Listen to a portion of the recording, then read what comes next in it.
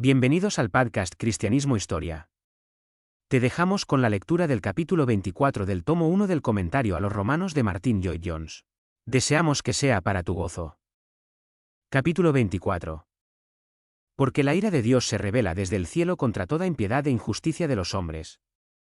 Romanos 1, 18. Ahora estamos tratando, en todo caso, a modo de introducción, lo que es en muchos sentidos la parte más crucial de esta epístola. Hemos visto que en versículos 16 y 17 el apóstol expone los grandes temas de toda la epístola, y, por lo tanto, obviamente es vital que tengamos perfectamente claros los temas. Muchos han leído esta epístola a los romanos y se han perdido, y se han confundido, y han encontrado que es una epístola extremadamente difícil. Creo que eso se debe probablemente al hecho de que no se han dado cuenta, como deberían haberlo hecho, de lo que dice en estos dos versículos, el 16 y el 17. Ahora lo hemos puesto así, que el apóstol está explicando en el versículo 16 por qué no se avergüenza del Evangelio. Ha dado sus razones. Luego, en el versículo 17, continúa en parte con eso, pero al mismo tiempo declara cuál es el tema del Evangelio. Eso es lo que acabamos de considerar. He tratado de dar una visión completa y total del mismo. Sentí que era importante que diéramos una declaración completa de su significado, aunque me llevó algún tiempo, para que pudiéramos tener una visión completa de esa declaración. En muchos sentidos, no hay un verso más importante en toda esta epístola que este verso 17. Es una declaración del contenido del Evangelio, como ya hemos visto. Es el anuncio, la revelación de la justicia de Dios, una justicia de Dios que nos llega por la fe, por lo que es una justicia por la fe dada a la fe. Y como nos dice, y como vimos, esto no es nada nuevo, este ha sido siempre el método de Dios. Y toma un ejemplo de ello, como fue declarado por Habacuc, que dice en el segundo capítulo de su profecía, y en el cuarto versículo, que se traduce aquí en la versión autorizada de esta manera: el justo vivirá por la fe. Que vimos que puede traducirse mucho mejor: el justo por la fe vivirá, o el justo por la fe vivirá. Ahora bien, esa es la gran proclamación del Evangelio, y ese es el tema de esta epístola a los romanos. Dice que Dios, en su infinita sabiduría, y en su infinito amor y misericordia y compasión, ha encontrado una manera de salvar a los injustos y de hacerlos justos, y la manera es que nos da, que nos imputa, la justicia de su propio Hijo, nuestro bendito Señor y Salvador Jesucristo. Ahora ese es el corazón del Evangelio, que tenemos una justicia de Dios. La justicia de su propio Hijo nos es dada. Y esas son las maravillosas y benditas buenas noticias. Y es por esa razón que el apóstol no solo no se avergüenza de ella, sino que utiliza deliberadamente esa figura retórica, esa litotes, para decir que en verdad está muy orgulloso de ella, está dispuesto a predicarla en Roma o en cualquier otro lugar, no le importa dónde. Ahora bien, no debemos detenernos en estos términos particulares, pero ya he tratado de indicar en general que debemos tener clara esta palabra, fe, que es algo muy especial, que no es lo que la gente llama normal y generalmente fe, que no consideramos en absoluto como fe. Pero esa es a menudo la forma en que se considera la fe. La gente dice: oh, sí, todo hombre tiene fe, lo que significa que aplicó esa fe natural a las cosas de Dios, y por ello se salva. Y hemos tratado de mostrar que la fe no es eso. Pero hay otros peligros en relación con esta palabra, fe. Hay algunas personas que parecen considerar la fe como lo opuesto a las obras. Ahora bien, eso, en sí mismo, tampoco es correcto, porque lo opuesto a las obras no es la fe. Lo contrario de las obras es la justicia de Dios. Eso es lo que el apóstol está contrastando, los hombres que tratan de salvarse por obras, y esta otra salvación, que es la entrega a nosotros de la justicia de Jesucristo. No se puede llegar a ser justo por obras, dice el apóstol. La única justicia que vale es la que Dios da. Así que ya ven, lo contrario a las obras no es la fe, no. Es la justicia de Cristo la que es lo opuesto a las obras, y es la justicia que nos llega por medio de la fe. Y luego, de la misma que nunca diga que la fe es lo contrario de la ley. Ahora bien, hay varias afirmaciones que casi parecen decir eso, como, de hecho, hay afirmaciones que parecen poner la fe y las obras como opuestas.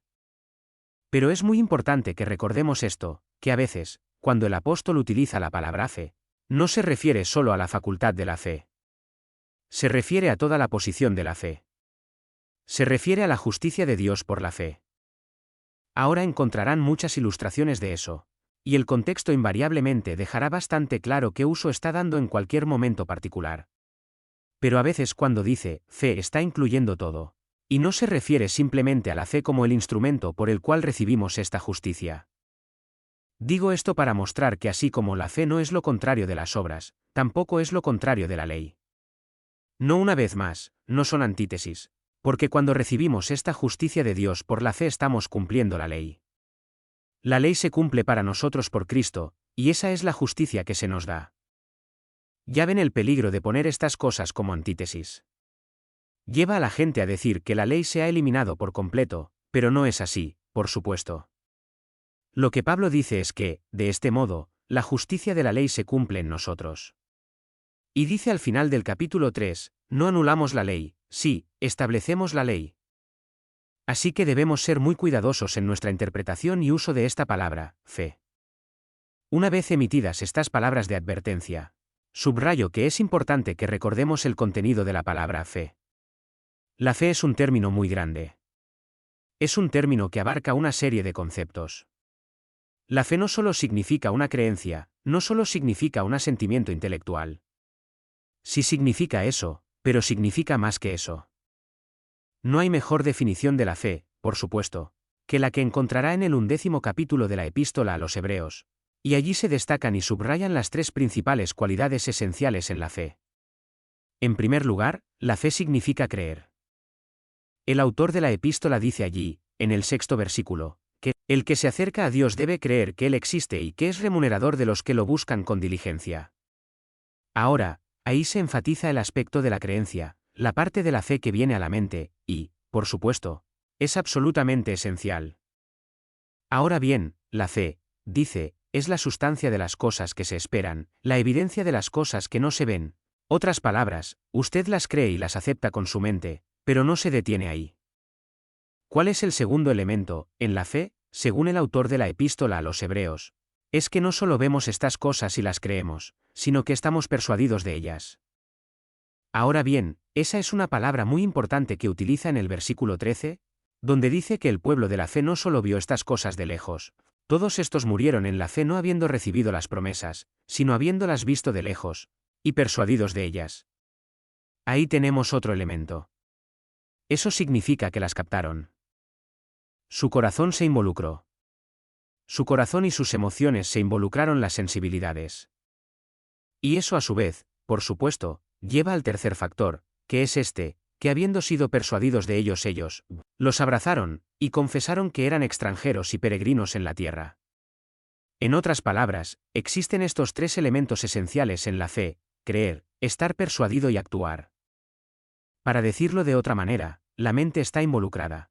El corazón está involucrado y la voluntad está involucrada.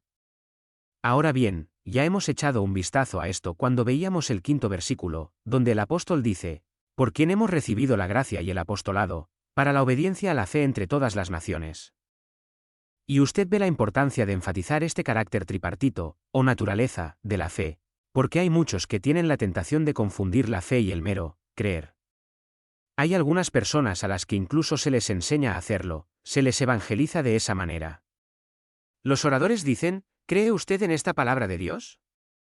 El oyente dice, sí, lo creo, muy bien, entonces, está salvado. Pero el mero hecho de decir que cree en esta palabra de Dios no prueba automáticamente que sea usted salvo.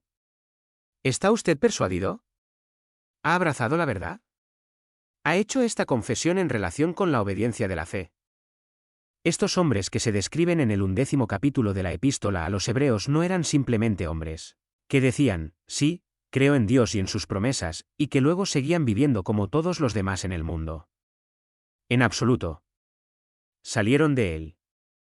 Miren a Abraham, dejó su país, no sabía dónde iba, pero fue y se contentó con habitar en tiendas, y con sufrir mucho. De hecho, lo que se enfatiza en el capítulo es la forma en que estas personas sufrieron, y sufrieron con gusto, porque toda su vida se basó en el hecho de que habían creído y abrazado estas cosas que les habían sido reveladas. Modo que nunca es fe hasta que implica acción, hasta que nos ha hecho hacer algo. El mero hecho de decir que se cree en el Evangelio no significa que se sea salvo por el Evangelio, No significa que se esté en posición de fe, el corazón debe estar involucrado. Debe haber un amor por estas cosas. Y, sobre todo, debe haber una evidencia en la vida, debe haber llevado a la acción, a un movimiento, a un cambio, a una confesión, no solo con los labios sino también con nuestras vidas. Ahora bien, todo eso nos lo pone claramente el apóstol aquí en este 17º versículo. Y su cita de Habacuc, especialmente, lo pone de manifiesto. La crisis que Habacuc preveía le fue revelada por Dios. Los caldeos venían, iba a haber una terrible devastación. ¿Hay alguna esperanza? Sí, la hay. El justo por la fe vivirá. Ahora, dice el apóstol, ese es mi mensaje, eso es lo que se ha revelado en toda su plenitud. En toda su plenitud. La delgadez y que es tan clara y evidente ahora en Jesucristo, adumbrada en lo antiguo, vista en tipo, vista en visiones, vista indistintamente, pero ahora manifiesta, aclarada, revelada, desvelada. Entonces, habiendo dicho eso, el apóstol ha puesto fin, por así decirlo, a su gran declaración de que no se avergüenza de este evangelio, y ahí tiene sus razones para no avergonzarse, de hecho, se regocija en ellas, porque, como dice, solo vivirán los que son justos por la fe. Y ahora pasa a darnos una prueba positiva de ello. Pero, ¿por qué está tan seguro de que estos y solo estos?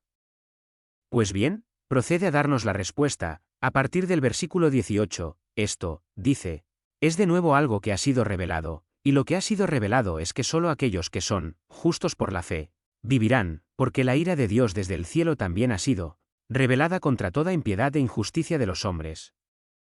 Y ahora procede a desarrollar esa gran declaración. Aquí, en otras palabras, llegamos a una nueva sección de la epístola. Y es una sección que va desde el versículo 18 de este primer capítulo, hasta el versículo 20 del tercer capítulo. Todo el argumento se encuentra en esos versículos, y es en muchos sentidos una de las secciones más grandes e importantes de toda la Biblia. Es tan importante que me siento obligado a hacer una serie de observaciones generales sobre ella antes de empezar a considerarla en detalle. ¿Por qué es tan importante que entendamos la deriva, y el argumento, y la declaración de esta tremenda sección? Bueno, en primer lugar, realmente no se puede entender el Evangelio sin entenderlo. Esta es la sección que nos muestra la necesidad absoluta del Evangelio. El Evangelio, recuerdan, es una declaración en el sentido de que la única esperanza para el hombre es que Dios ha provisto un camino de justicia, y eso en su propio Hijo. Pero, ¿por qué Dios tuvo que hacer eso? Esta sección da la respuesta, y si entienden esta sección nunca tendrán dificultades en cuanto a por qué era absolutamente vital que el Hijo de Dios dejara el cielo y naciera como un bebé, naciera bajo la ley, naciera de una mujer y viviera la vida como la vivió. Fuera a la cruz y muriera y fuera enterrado y resucitara, nunca tendrán problemas en entender por qué. Pero si no tiene clara esta sección, entonces, siempre tendrá problemas con el Evangelio en sí, como mucha gente. Hay mucha gente hoy en día a la que no le gusta el Evangelio de la expiación. Dicen, no nos gusta esta charla sobre la sangre. ¿No nos gusta esta idea de que Dios castigó nuestros pecados en Cristo? Lo rechazan, y ¿sabe por qué? Es porque no aceptan la enseñanza bíblica sobre el pecado. Es porque rechazan la idea de la ira de Dios, rechazan esta sección de la epístola. Yo sostengo que usted no puede entender el Evangelio a menos que entienda esto, pero si entiende esto, no solo entenderá el Evangelio sino que lo abrazará inmediatamente, y le agradecerá a Dios por el resto de su vida. Por lo tanto, qué esencial es esta tremenda sección. Pero permítanme darles otra razón para mostrar la importancia de este pasaje. Hay aquí un relato, como no se encuentra en ninguna otra parte de toda la Biblia, de la historia de la raza humana. Es, supongo, el resumen más perfecto de la historia del hombre que puede encontrarse incluso en la Biblia. Repasa toda la historia del hombre desde el principio hasta este momento, de hecho, hasta el final de los tiempos. Esta es una afirmación tremenda. Tan a menudo como cristianos evangélicos en particular, tendemos a ignorar esto y a olvidarlo porque estamos preocupados solo por nuestra propia salvación. Pero no hay nada más importante para nosotros que captar la visión completa de la salvación, el gran plan y propósito de Dios, y aquí está, expuesta en términos de toda la historia de la raza humana desde el principio hasta esta misma hora. No es solo la historia de los judíos, es la historia de toda la humanidad. Y aquí pasa revista de la manera más magistral, y debemos entenderla. Pues es la única explicación adecuada de la historia humana. Todos deberíamos preocuparnos por la historia de la raza humana. Es una de las preocupaciones favoritas de algunas de las personas más inteligentes de la actualidad. Nunca ha habido, supongo, mayor interés por la historia que en la actualidad. El profesor Toynbee ha publicado su monumental obra en 10 volúmenes, un estudio de la historia, lo llama él. Otros han hecho lo mismo. Usted y yo hemos vivido en un siglo en el que este problema de la historia se ha convertido obviamente en algo crucial. La gente se pregunta, ¿qué le está pasando al hombre? ¿Qué le pasa al mundo? ¿Cuál es el sentido y el propósito de la vida y de la historia? Aquí, sostengo, está la única historia adecuada de la raza humana. Aquí está el secreto. El profesor Toynbee tiene su teoría, otros profesores tienen la suya, no aceptan la suya. Hay toda clase de teorías e ideas sobre la historia humana, aquí está la propia explicación de Dios, dada a través de su apóstol, Pablo. Pero y quiero recalcarlo de nuevo, todo esto es inusualmente importante hoy en día. Digo muy deliberada y seriamente que no conozco ninguna sección de las Escrituras más importante para todos nosotros. Cuando hablamos con nuestros semejantes que no son cristianos, porque, como ven, existen estas otras teorías. Está la teoría de la evolución, por ejemplo, que el hombre promedio da por sentado ahora, un siglo más o menos después de la publicación del libro de Charles Darwin, El origen de las especies. Ahora bien, ¿qué libro tan importante fue? Ese único libro, supongo, ha sido más responsable de socavar la fe y la creencia de la gente en las Escrituras, y en el camino de salvación de Dios, que cualquier otro libro. Y el hombre medio basa toda su visión de la vida y de la historia, y de todo lo demás, en esa teoría de la evolución. Solo en el libro de Dios, la Biblia, encontramos los argumentos definitivos en contra de ella, así que qué vital es que nos familiaricemos con este caso, para poder ayudar a la gente, no simplemente para discutir con ellos. No simplemente para anotar sobre ellos, sino para convencerlos y convencerlas de su necesidad de esta salvación, que solo se encuentra en nuestro Señor y Salvador Jesucristo. O permítanme decírselo así, digo que esto es especialmente importante hoy en día. Es importante porque es la única explicación de por qué las cosas son como son. Si usted discute estos asuntos con una de estas personas que creen en la teoría de la evolución, lo que debe preguntarle es esto: si esta teoría es correcta, ¿por qué el mundo es como es? ¿Por qué hemos tenido nuestras 2 guerras mundiales? ¿Por qué este siglo XX ha sido un siglo tan miserable y espantoso? Y realmente no podrá responderle. No tienen ninguna explicación. Pero aquí, en esta sección, hay una explicación perfectamente adecuada. La veremos a medida que la elaboremos juntos. Un cristiano que conozca esta sección no debería sorprenderse, en lo más mínimo, de que el mundo sea como es. De hecho, debería esperar que fuera así. Se nos dice aquí con toda claridad que cuando los hombres hacen lo que empezaron a hacer hace unos 100 años, no hay nada que esperar sino lo mismo que usted y yo estamos presenciando a nuestro alrededor en la actualidad. El cristiano no debería sorprenderse del estado del mundo actual, no debería estar decepcionado. Debería ver que el mundo de hoy está probando el argumento de Pablo en esta gran sección de la epístola a los romanos, porque eso es precisamente lo que hace. Y, por lo tanto, diría que en tercer lugar tiene un valor especial hoy en día, ya que nos muestra y nos da la única explicación verdadera de la inutilidad final de lo que comúnmente se llama civilización. Lo que quiero decir por civilización aquí, por supuesto, es la cultura, la creencia en el entrenamiento de la mente y el interés por el arte y la música, y varias otras cosas. Ahora bien, eso está bien, pero no cuando la gente pone su fe en esas cosas. ¿Qué es lo que la gente de hoy está haciendo? Poner su fe en lo que llaman civilización.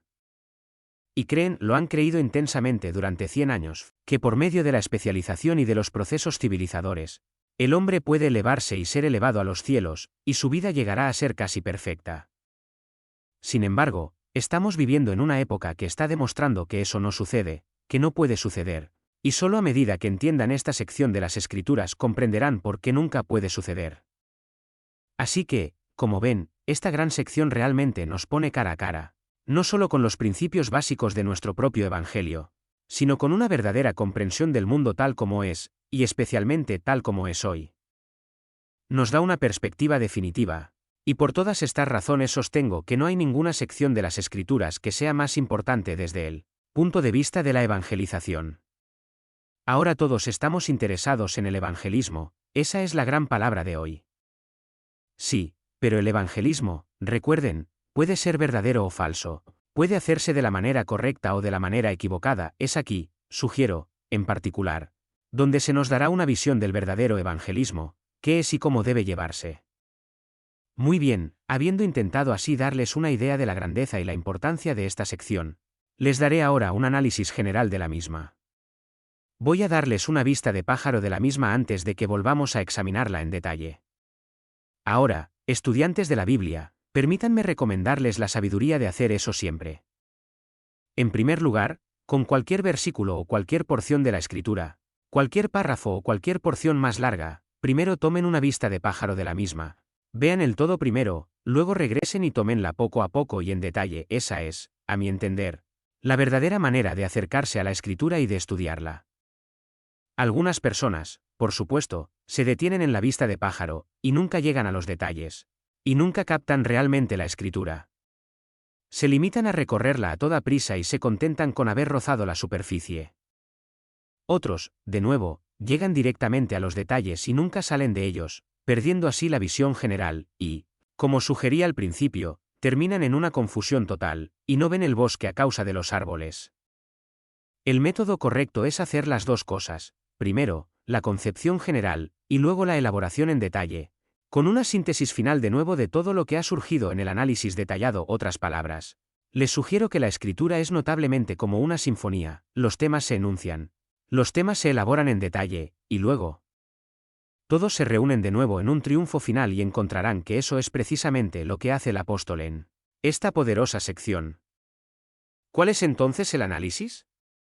Bueno, permítanme plantearlo así. ¿Por qué está Pablo tan orgulloso de este evangelio?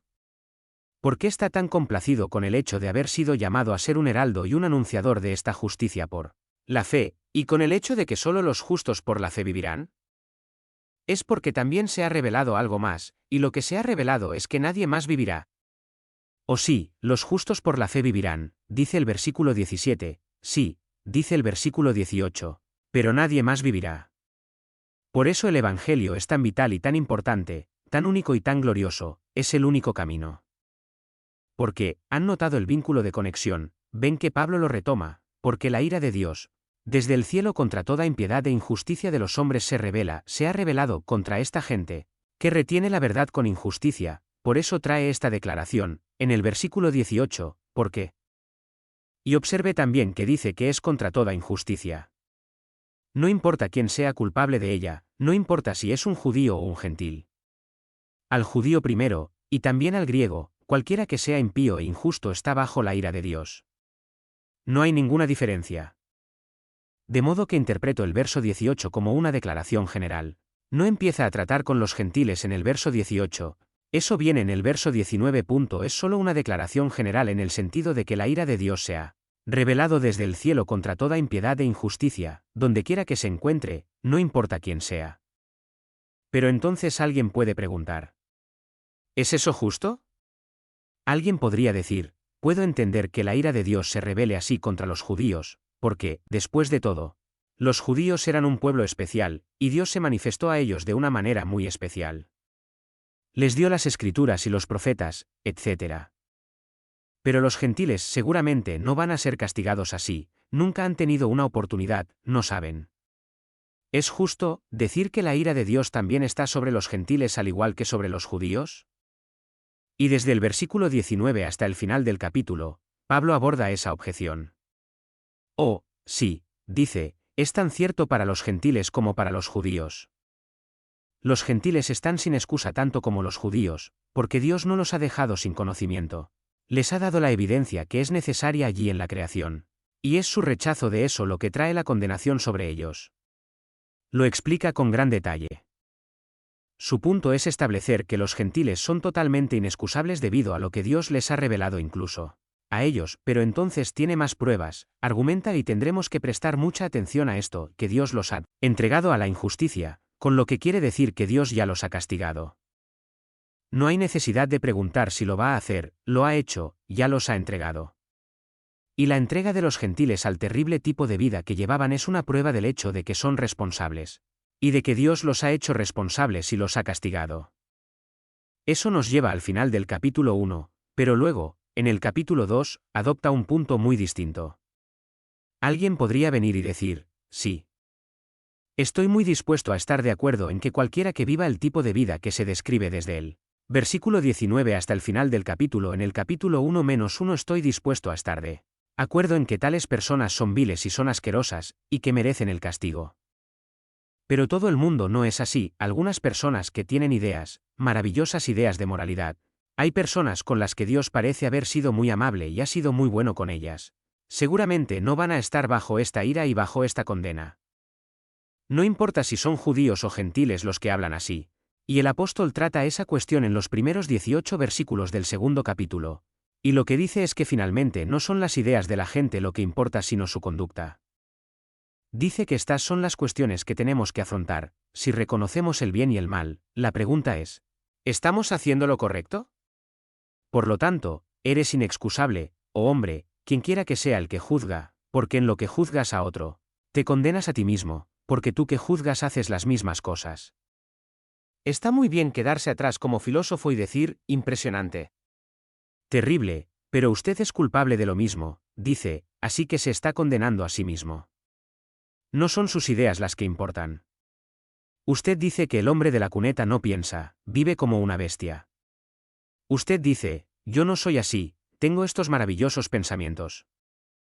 Pero a Dios no le interesan tus ideas maravillosas, dice Pablo, le interesa tu vida. ¿Qué estás haciendo con tus ideas? ¿Las está llevando? Y entonces este concepto de que Dios ha sido bueno y bondadoso con ciertas personas, ¿qué pasa con eso? He aquí su respuesta, ¿desprecias las riquezas de su bondad, de su tolerancia y de su longanimidad?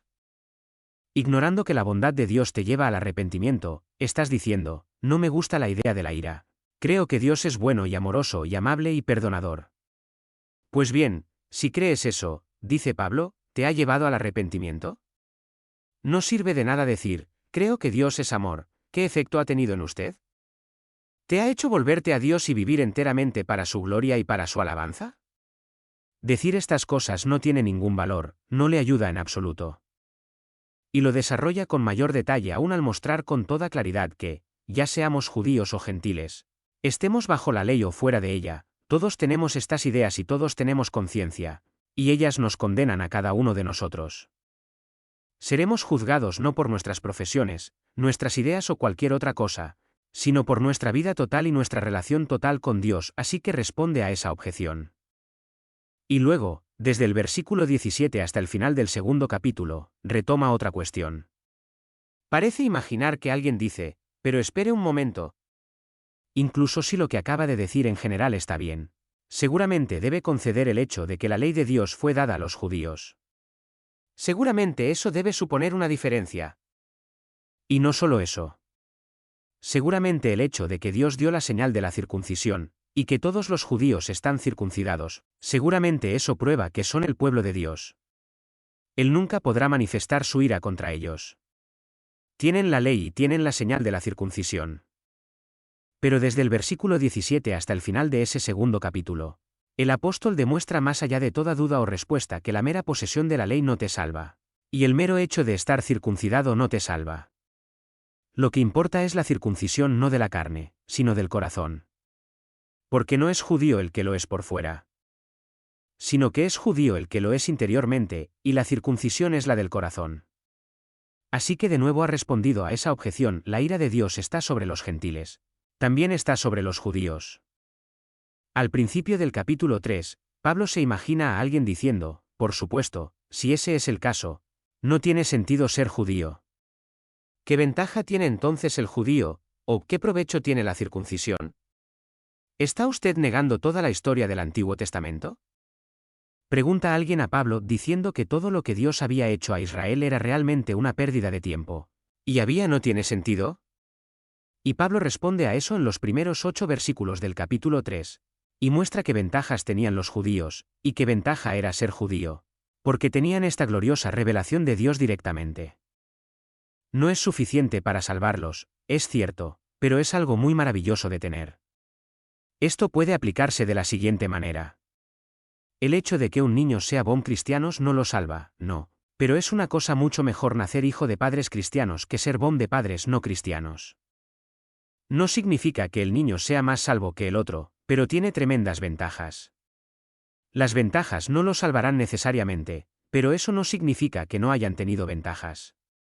Eso es lo que quiere decir en esos primeros versículos del tercer capítulo. Luego, habiendo tratado eso, desde el 9º verso hasta el 20º retoma estas mismas escrituras, y muestra clara y llanamente que enseñan cómo tanto los judíos como los gentiles son injustos e inequitativos ante Dios. La misma ley de la que se jactaba el judío era lo que lo condenaba. Y Pablo lo lleva a esa tremenda declaración allí en el versículo 19, ahora bien, sabemos que todo lo que la ley dice, lo dice a los que están bajo la ley, para que toda boca sea tapada, y todo el mundo sea culpable ante Dios. Así que ya ve, ha llegado de nuevo al punto en el que comenzó.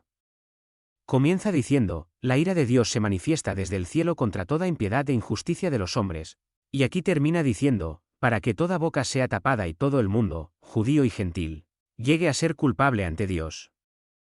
La ley no salva al judío porque, por las obras de la ley ninguna persona será justificada ante él, porque por la ley es el conocimiento del pecado, y no la salvación del pecado. Así pues, ahí está, a grandes rasgos, esta sección que vamos a estudiar juntos. Vean lo tremenda que es, como abarca todo el tiempo, toma dentro de su ámbito toda la historia del hombre, trata del judío y del gentil, del mundo entero. Y establece que la mayor y la mejor de las buenas noticias que jamás haya venido al mundo es la noticia de que, el justo por la fe vivirá, porque nadie más vivirá, porque todos los demás están bajo la ira de Dios y son culpables ante él. Oh, no es difícil, cuando se mira así, ver por qué Pablo dijo, no me avergüenzo del Evangelio de Cristo. Emperadores y reyes, cónsules y procónsules, prelados, senadores, militares y capitanes. El mundo entero es culpable ante Dios. Él tiene el único mensaje que puede salvar a cualquiera. Es el mensaje sobre la justicia que Dios mismo proporciona en Jesucristo, y que se ofrece a judíos y gentiles por igual.